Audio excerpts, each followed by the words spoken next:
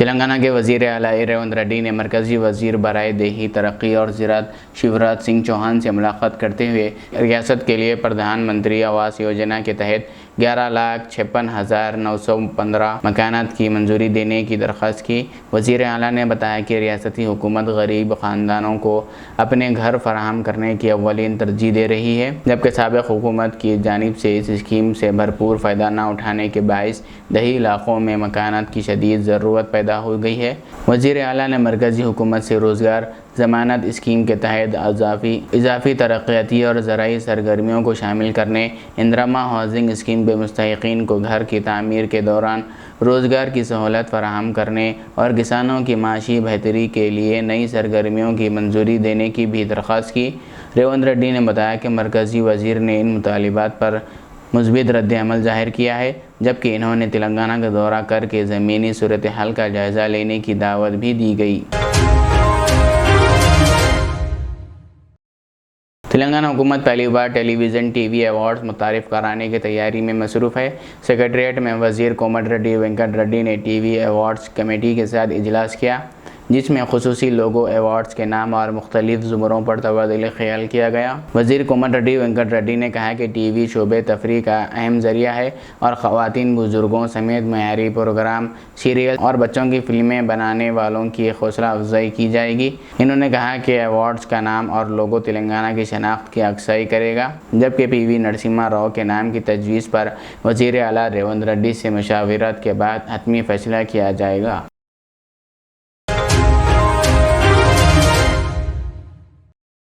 BRS کے سینئر رہنما ٹی ہریش راؤ نے منگل کے روز سابق وزیر و رکن اسمبلی سبیتا اندرا ریڈی اور دیگر پارٹی قائدین کے ہمراہ حیدرآباد کے شاہین نگر مرکز کا دورہ کیا، جہاں انہوں نے مسلم علماء اور معززین سے ملاقات کی۔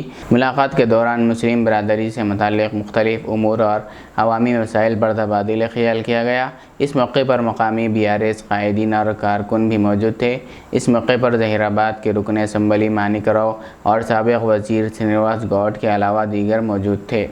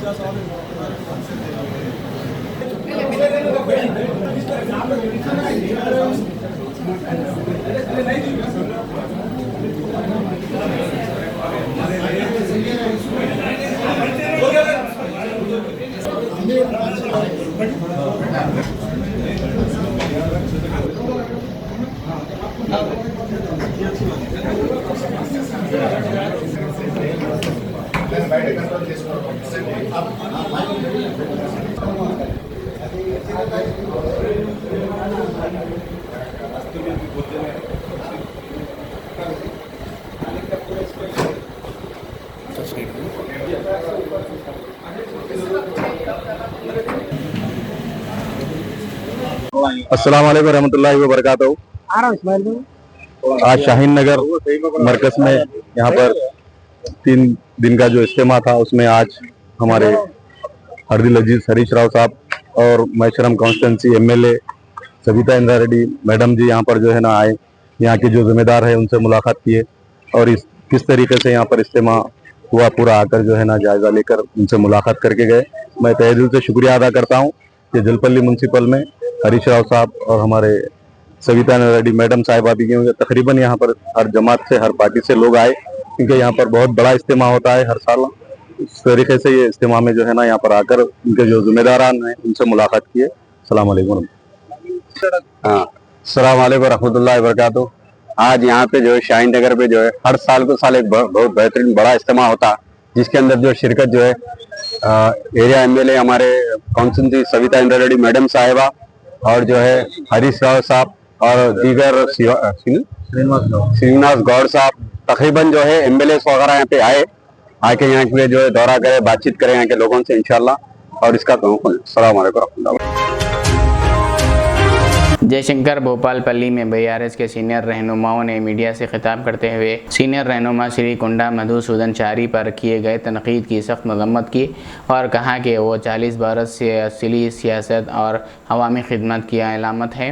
रहनुमाओं ने कहा कि मधुसूदन चारी की अवामी खिदमत को देखते हुए भोपालपल्ली में इनका दौरा जारी है और आवाम दोबारा पुराने वक़ार की वापसी चाहती है। इन्होंने मुतालिबा किया कि BRS को दोबारा इख्तिदार में लाया जाए, KCR को वज़ीर आला बनाया जाए और आइंदा इंतखाबात में टिकटों की तकसीम सिर्फ सर्वे की बुनियाद पर की जाएगी। మొన్న మా నాయకులు సిరికొండ మధుసూదనాచారి గారి తనయుడు సిరికొండ ప్రశాంత్ గారు కార్యకర్తలకు ధైర్యం నింపే విషయంలో ఇదే ప్రాంగణంలో అందరి కార్యకర్తల ముందు మన జిల్లా తెచ్చిన నాయకుడు మధుసూదనాచారి గారు, జిల్లా తెచ్చిన నాయకుడు అని అంటే మనోళ్ళు నాయకుడు ఏమన్నాడు, భూపాలపల్లి జిల్లాను చేసిన నాయకుడే రేపు ఎమ్మెల్యేగా వస్తాడు అన్నాడు. తప్పేముంది దానిలో? రమ్మంటున్నారు, ఆయన వచ్చి భూపాలపల్లిలో పోటీ చేయడానికి సిద్ధంగా ఉన్నాడు. దాన్ని వీళ్ళు బూచిగా చూపెట్టి ఏదో అవాకులు చివాకులు మాట్లాడి తల్లిపాల గురించి మాట్లాడారు. ఆయన తల్లిపాల గురించి మాట్లాడిండు. పూర్తిగా వీళ్ళకు మతిస్థీమితం లేనట్టుగా నాకు అనిపిస్తుంది. ఎందుకు అనంటే తల్లిపాలు తాగి రొమ్ము గుద్దిన ఆ వార్డ్ అయితే ఏదైతుందో అది వాళ్ళ నాయకునికే పనిచేస్తుంది. అది మాకు కాదు పనిచేసేది, మా నాయకునికి కాదు. మేము ఉద్యమకారులం, ఉద్యమాన్ని నమ్ముకొని వచ్చిన వాళ్ళం, జైలు పాలైన వాళ్ళం.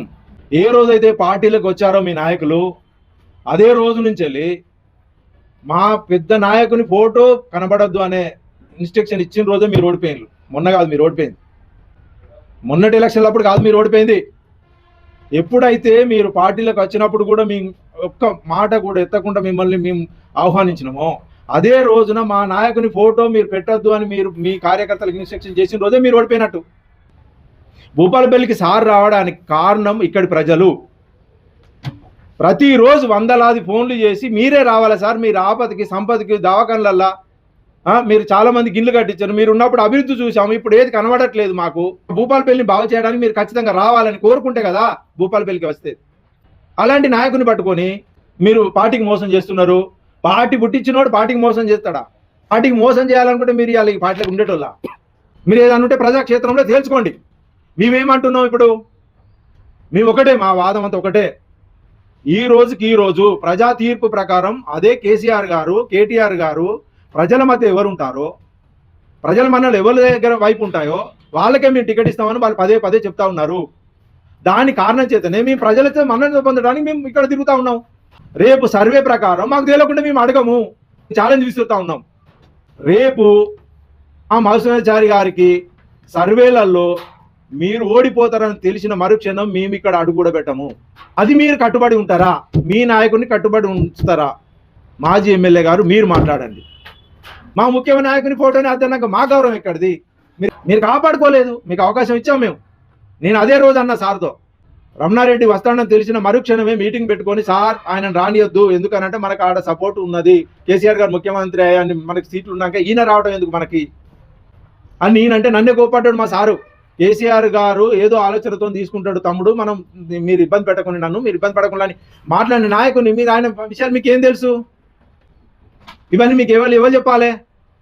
మీరు మమ్మల్ని రెచ్చగొట్టారు, అందుకే మేము ఇవాళ ఇవన్నీ చెప్పుకోవడం జరుగుతుంది. అది మీరేం చేశారు? తెల్లారే ఫోటో వద్దు, ప్రతి నాయకునికి ఫోటో వద్దు, ఆయన ఫోటో ఉండొద్దు అని పెట్టి ప్రతి దాంట్లో ఆయనను అవమానపరిచిండు. అయినా అంత పెద్ద నాయకుడు కనుకనే ఎంత కుమిలిపోయినా బాధను అణుచుకొని పిల్లలు కూడా, వాళ్ళ పిల్లలు కూడా అరే మన స్థాయి ఎక్కడ, మనం ఎక్కడ ఉంటాను డాడీ అని ఎన్నిసార్లు అన్నా కానీ వాళ్ళకి సమాధానం చెప్పుకుంటూ వచ్చిండు. ఇవన్నీ వీళ్ళకి ఎరుక. ఇలా వైస్ చైర్మన్ కోసం అతని వాళ్ళ పేరు చెప్పిండు కదా, అదే వైస్ చైర్మన్ నాకు అద్దని, నాకు వస్తలేదు, ఇచ్చేటట్లేడని ఎమ్మెల్యే రమణారెడ్డి ఉంటే మా సార్ దగ్గరికి ఎందుకు వచ్చారు మీరు? ఆ రోజు అన్నాడు మీరు కట్టుబాటు ఉండాలి పార్టీకి, మనం పార్టీ ఎట్లా చెప్తే అట్లా, మీరు రమణారెడ్డి సార్ ఎట్లా చెప్తే అట్లా అని పంపించాడు. మరి మీరు ఎందుకు వెళ్ళారు మా నాయకుని దగ్గరికి? పదవుల కోసం అయితే మీ ఇష్టం ఉన్నట్టు వెళ్తారు, ఆ తర్వాత మమ్మల్ని దూషిస్తారా? ఇది ఎంతవరకు కరెక్టు? దీన్ని తీవ్రంగా మేము ఖండిస్తూ ఉన్నాం, ఛాలెంజ్ విసురుతూ ఉన్నాం. అదే వెంకటేశ్వర స్వామి టెంపుల్ దగ్గర మీరు ఏ కాంగ్రెస్ నాయకునితో మా నాయకునికి సంబంధం లేదు, టచ్లో లేము అని మీరు ప్రమాణం చేస్తారా? లేదు మా నాయకుడిని ప్రమాణం చేయమంటారా? మీరు తేల్చుకోండి. లేదు, ఆయన మహానాయకుడు, ఆయన ప్రజల కోసం వస్తున్నాడు, మీరు కాదు. రేపు తేల్చుకుందాం. సర్వేలలో మాకుంటేనే మేము పోటీ చేస్తామని అంటున్నాం. సర్వేలలో లేకపోతే ఈ దరిదాపులో కూడా రాము మేము. మా నాయకుని మాటగా మీ పత్రిక విలేకరులకు అందరికీ తెలియజేస్తా ఉన్నాం. మీరు దీన్ని తీవ్రంగా పరిగణించి ఒక చిన్న వ్యక్తులు పెద్ద వ్యక్తుల గురించి మాట్లాడేటప్పుడు ఆలోచించుకోండి. చిల్లర మల్లర మాటలు మాట్లాడితే మీకు మీ నాయకులకు రాని రోజులలో, వచ్చే రోజులలో శంకరగిరి మాన్యాలే. నిజంగా నిన్న వాళ్ళు పెట్టినటువంటి ఒక ప్రెస్ మీట్ చూస్తే హాస్యాస్పదం అనిపించింది నాకు. వాళ్ళు ఏమడిగిళ్ళు అని అంటే, మీరు ఏ పార్టీ నుంచి వెళ్ళి పోటీ చేస్తారో చెప్పమని అడిగిళ్ళు. మేము ఏ పార్టీ నుంచి వెళ్ళి పోటీ చేస్తున్నాం అనేది వెనకాల బ్యాక్గ్రౌండ్లో అంత పెద్దగా కేటీఆర్ గారి ఫోటో, కేసీఆర్ గారి ఫోటో, హరీష్ రావు గారి ఫోటో, మధ్యలో బీఆర్ఎస్ అని పెద్ద పెద్ద అక్షరాలు, కారు బొమ్మ. వాళ్ళలాగా కడుపులోటి పెట్టుకొని బయటోటి మాట్లాడే సంస్కృతి మాకు లేదు కాబట్టి మేము అవి చెప్పలేదు. వాళ్ళకి అవి కనిపిస్తలేదా? ఖచ్చితంగా భూపాలపల్లి ప్రజలు మధుసూదనాచారి గారిని కోరుకుంటారు. సిద్దిపేట, సిరిసిల్ల, గజ్వేల్ ఏ విధంగానైతే అభివృద్ధి చెందినాయో అదే విధంగా అభివృద్ధి చెందాలి ఈ భూపాలపల్లినని ప్రజలు కోరుకుంటారు. కాబట్టి ఖచ్చితంగా సర్వేల ఆధారంగా, సర్వే రిపోర్టు ప్రకారం మా సార్ గారికి టికెట్ వస్తుంది. ఖచ్చితంగా భూపాలపల్లి ప్రజలు గెలిపిస్తారు. ఇది క్లియర్. గండ్ర హరీష్ రెడ్డి, నువ్వు మహానాయకుడి మీద, ఒక మహానాయకుడి మీద ఊరపిసుకంత అసంటోని మీరు, మహానాయకుని మీద ఊరపిసుకంతటో నీకు మధుసూదనాచార్య అంటే నీకేం తెలుసు? రాష్ట్రాల రాజకీయ శాసించినటువంటి, రాష్ట్రాలను శాసించినటువంటి ముఖ్య నేతల దగ్గర ఒక క్రమశిక్షణతోని, ఒక నిబంధతతోని పనిచేసినటువంటి గొప్ప నాయకుడు మధుసూదనాచారి గారు. అసొంటి నాయకుడిని పట్టుకొని నువ్వు అవహేళనగా మాట్లాడతాను. నీ స్థాయి ఎంత అని నేను అడుగుతాను. బీసీ నాయకుడు అనే కదా మీరు ఇట్లా మాట్లాడేది? కేసీఆర్ గారు పార్టీ పెట్టినప్పటి నుంచి వెళ్ళి ఈ రోజు వరకు క్రమశిక్షణతోని ఆయన అడుగులో అడుగేసుకుంటూ పార్టీ కోసం అహర్నిశలు కష్టపడినటువంటి నాయకుడు మధుసూదనాచారి, మా నాయకుడు. అంతేగాని ఏది పడుతుంది నోరున్నది కదా అని చెప్పి ఏది పడుతుంది మాట్లాడు కాదు. మీలాగా అక్రమాస్తులు కూడా పెట్టలేదు, మీలాగా అక్రమాస్తులు చేయలేదు. ఒక జిల్లా ఇస్తానంటే ముందే అవగాహించి కొంతమంది నాయకులు కొన్ని ఎకరాలు కబ్జా చేసుకుంటారు, గజం స్థలం కూడా తీసుకోలేదు. అసలు నాయకుడిని పట్టుకొని మీరు ఏ విధంగా మాట్లాడతారు? మీరు నిన్న హరీష్ రెడ్డి అంటాడు కదా, తల్లి పాలు తాగి రొమ్ము గుద్దినాడు అంటారు. ఎవరు తల్లి పాలు తాగి రొమ్ము గుద్దిళ్ళు? చీఫ్ విప్ ఇచ్చింది కాంగ్రెస్ నీకు. ఒకసారి ఎమ్మెల్యే చేసింది, ఒకసారి ఎమ్మెల్సీని చేసింది. ఏం తక్కువ చేసిందని నువ్వు తల్లి పాలు తాగి గుద్ది నువ్వు టీఆర్ఎస్లోకి వచ్చినావు? మీది ఆ సంస్కృతి, మీది ఆ చరిత్ర. అంతేగాని నమ్మిన పార్టీ కోసం, మా నాయకుడు నమ్మిన పార్టీ కోసం స్వరంతో మాట్లాడిండు. తెలంగాణ ఉద్యమంలో అనేక పాత్రలు పోషించిండు. ఎక్కడున్నావు నువ్వు? ఉద్యమ సమయంలో ఏం చేసినావు నువ్వు? ఆంధ్ర నాయకులతో కలిసి, ఉమ్మడి ఆంధ్ర నాయకులతో కలిసి అప్పుడు తొత్తులుగా ఉండి ఉద్యమకారుల మీద నువ్వు లాఠీచార్జ్ చేసినావు, పోలీస్ స్టేషన్లో పెట్టినావు, జైలు పంపించినావు, కేసులు పెట్టిన చరిత్ర నీది. మీరా మాట్లాడేది? మీరు పల్లెలలో గుట్టలు కబ్జాలు చేసిండు, అదే పల్లెలలో పల్లె నిద్రలు చేసి బాగోగులు తెలుసుకున్న నాయకుడు మా మధుసూదనాచారి గారు. మీరా మాట్లాడేది? నాయకుడు నీకు వైస్ చైర్మన్ పదవి ఇస్తలేడని చెప్పి నేనున్నప్పుడు సందర్భాలలో కేఎంసీలో పరామర్శించడానికి పోతే నువ్వు అక్కడికి వచ్చినావు. నువ్వు వచ్చి మా సార్ కాళ్ళు మొక్కినావు 7-7:30 ప్రాంతాన సాయంత్రం పూట. అది మర్చిపోయినావా? సొయ్యి లేదా నీకు ఇప్పుడు? అంతేగాని ఇష్టం వచ్చినట్టుగా బీసీ నాయకుడు అని చెప్పి బీసీని ఎదుగుతాండు, ఈయనను అనగదొక్కాలి. మొన్నటికి మొన్న టీజీపీఎస్సీ లెక్చర్ మీటింగ్ జరిగితే దాంట్లో మా నాయకుని ఫోటో వేసి పేరు వేయరు, ఫోటో వేయరు. అదా మీ సంస్కృతి? నేను ఒకటే చెప్తాను, బీసీ బిడ్డగా, బీసీ నాయకుడికి జోలికి వస్తే ఖచ్చితంగా మేము ఊరుకోము, మేము ఎంతటికైనా తెగిస్తాం.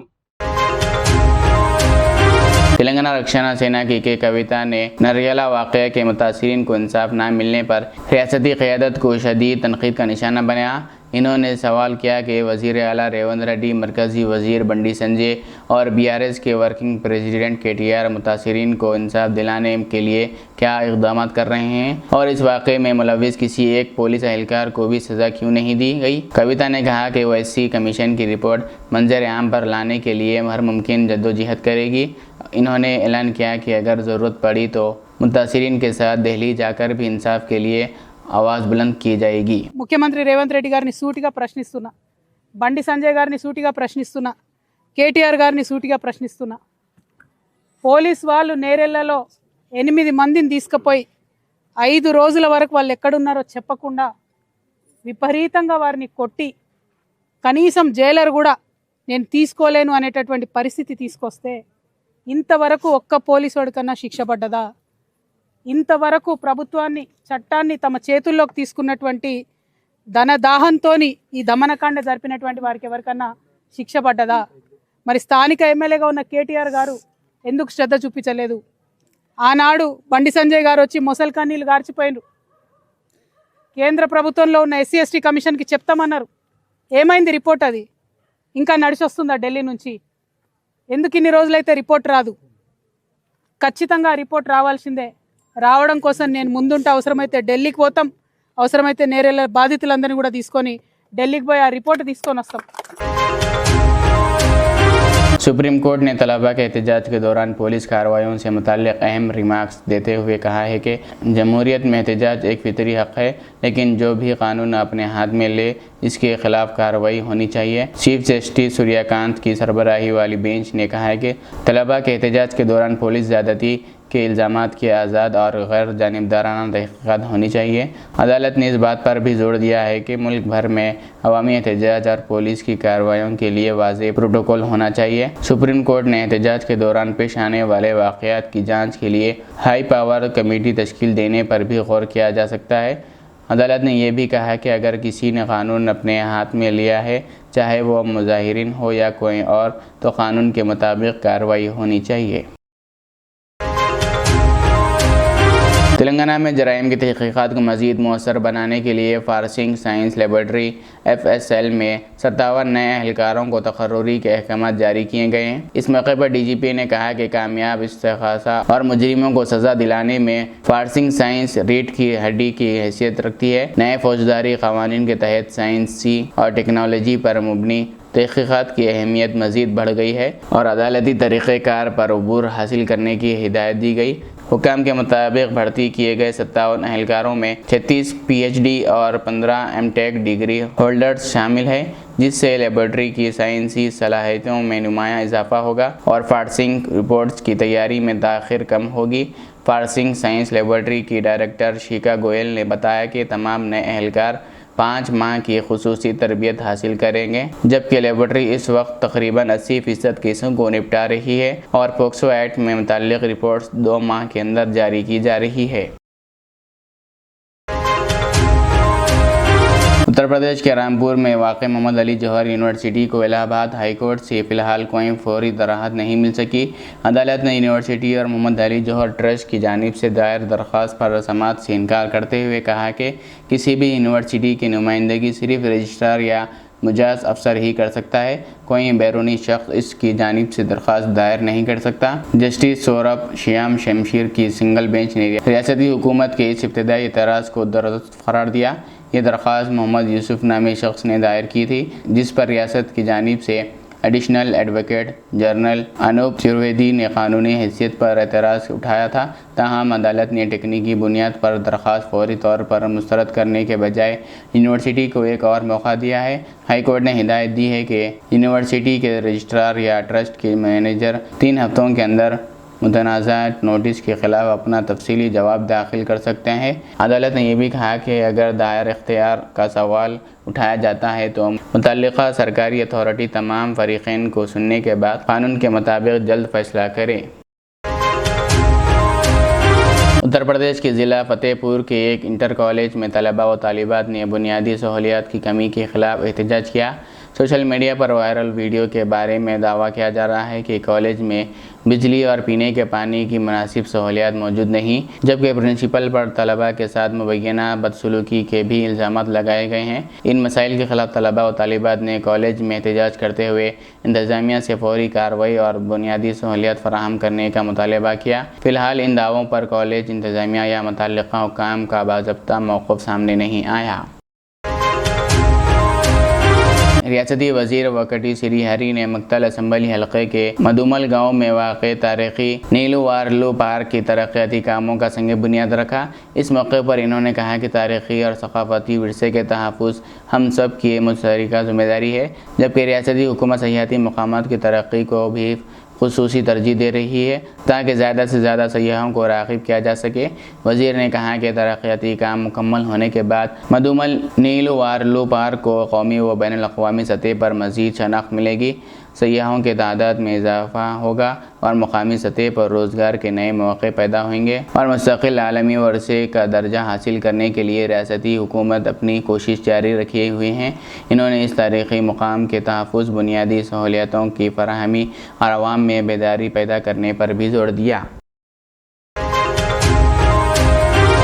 रियाज इस्लामिक स्कूल तालीमी मैदान में एक नया इनकलाब, इस्लामिक और मॉडर्न एजुकेशन की अजीम दरसगाह, 23 साल तजुर्बे के बाद तलबा और तालिबात के लिए रियाज इस्लामिक स्कूल पेश करता है हिफ्ज़ कुरान, नाज़िर कुरान क़ायदे के अलावा नर्सरी ta 10वीं जमात तक की तालीम का बेहतरीन नज़्म। बच्चों के लिए हॉस्टल की सहूलत, मुस्तहिक़ तलबा के लिए खुसूसी रियायत, तलबा और तालिबात के लिए अलहदा क्लासेस के माकूल नज़्म, खुसूसी computer classes, hardware and software training, बच्चों में तहरीरी और तकरीरी सलाहियतों को उजागर करने के लिए हफ्तावारी प्रोग्राम, काबिल और मुशफ़िक़ असातिज़ा इकराम की निगरानी में बेहतरीन तालीम नज़्म। सुबह 8 बजे तक शाम 4:30 बजे दाखिले जारी हैं, उजलत कीजिए। Riyaz Islamic school, opposite lane, new SR petrol pump, Vattapalli, Hyderabad.